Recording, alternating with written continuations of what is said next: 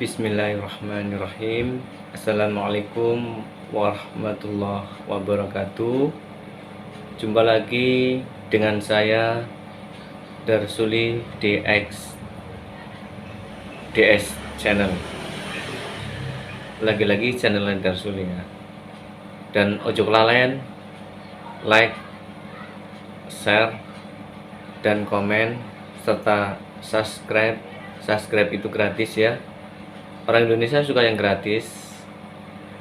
Karena ini sesuatu yang gratis, silakan subscribe. Semoga Anda semua, teman-teman, selalu diberikan kesehatan yang paripurna dan dilindungi oleh Allah Tuhan yang Maha Pengasih lagi Maha Penyayang, serta diberikan kekuatan jasmani maupun rohaninya sehingga mampu hidup berdampingan dengan corona. Corona sendiri juga adalah makhluk ciptaan Tuhan. Kita tidak boleh memusuhi dan membunuhnya.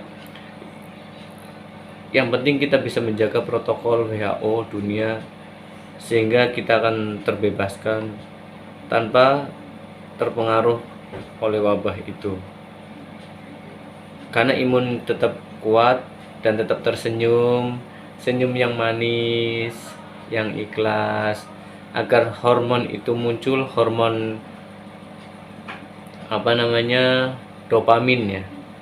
Hormon dopamin itu yang akan muncul sehingga membuat tubuh kita kuat, serta jangan stres. Selalu saya pesan itu dalam video saya. Satu, yang penting bahagia ya, jangan stres. Karena dalam kondisi COVID ini memang satu-satunya kita harus jangan stres, harus tetap tersenyum yang tulus, yang ikhlas, bahagia. Baik, teman-teman semuanya, jangan lupa ya, itu tadi. Dan saya ingin berbagi tentang suatu paham teokratisme ya, atau teokratos. Teokratos itu asal kata dari bahasa Yunani, teokratos. Jadi suatu pandangan, suatu paham, segala sesuatu yang ada di dalam dunia ini adalah dikehendaki Tuhan dalam bentuk spiritual, material, serta kekuasaan atau sebuah negara. Itu adalah karunia Tuhan. Jadi suatu raja ataupun presiden itu semata-mata dikehendaki oleh Tuhan, dipilih oleh Tuhan lewat suara rakyat. Karena kebijakan seorang raja ataupun presiden itu suci adanya, karena semata-mata untuk kepentingan masyarakat luas. Raja ataupun presiden bertanggung jawab terhadap Tuhan dengan melaksanakan program-programnya demi untuk kepentingan masyarakat luas. Nah, itulah yang disebut dengan suci adanya, karena mementingkan kepentingan masyarakat luas, melindungi dan mengayomi dan mengamankan. Itulah tugas seorang raja ataupun presiden, bertanggung jawab penuh bagi siapa saja masyarakat luas. Menentang kebijakan seorang raja ataupun presiden sama saja menentang Tuhan secara tidak langsung. Dan kebijakan seorang raja ataupun presiden itu harus melalui pihak gereja ataupun agama ya. Kalau di Uni Eropa ya, karena didominasi orang Nasrani, kebijakan raja ataupun presiden harus melalui pihak gereja yang bertugas di dalam sebuah gereja, punya tanggung jawab besar terhadap dunia ataupun manusia, karena memang Tuhan mengutus kepada para ahli-ahli kitab atau ahli-ahli agama itu bertanggung jawab untuk mengurusi kehidupan masyarakat luas dunia. bertanggung jawab besar, dan sebagai raja ataupun presiden hanya sebagai petugas. Kebijakan seorang gerejawan atau pendeta itu harus dilaksanakan oleh petugas-petugas kerajaan atau negara.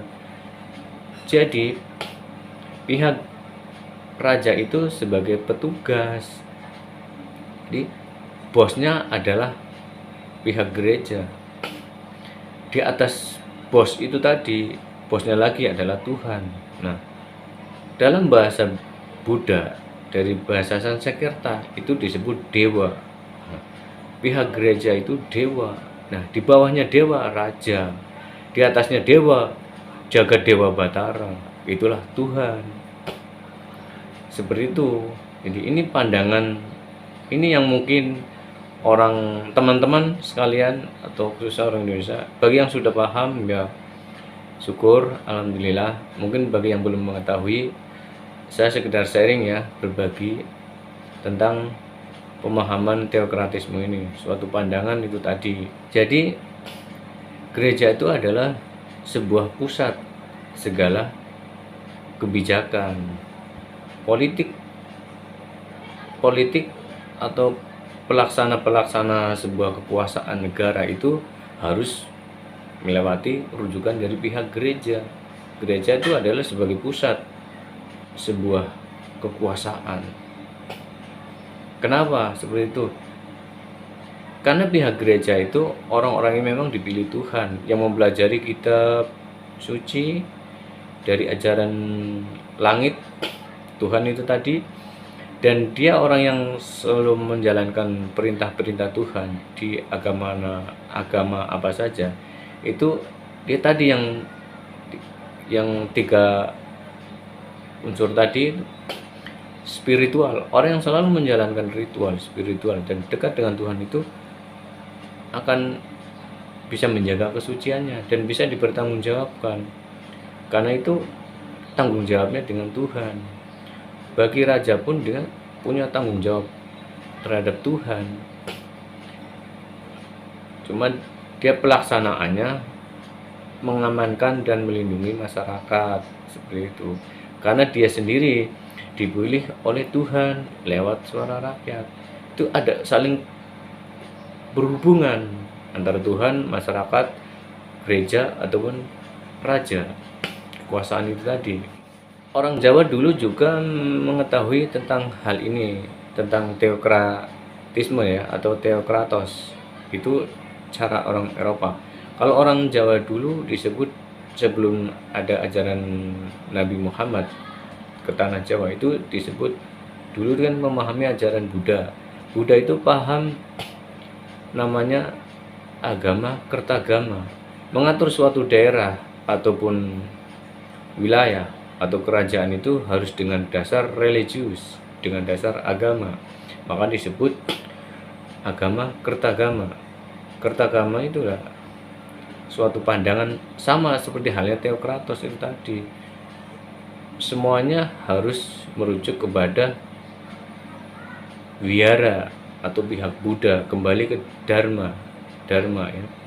Kitab Beda itu kan Dharma, Sri Dharma Weda ya, di situ mengatur sebuah wilayah ataupun sebuah kerajaan atau negara itu dengan dasar konsep agama, makanya kembalilah kepada Dharma seperti itu. Nah, karena di Indonesia ini berbagai macam agama bersatu, menyatu di Indonesia ini, maka supaya tidak condong ke sana ke sini, maka semua tokoh-tokoh agama, elit-elit agama itu musyawarah besar, dan di situ adalah tokoh-tokoh nasional juga bersatu, dibentuklah Bhinneka Tunggal Ika, Pancasila.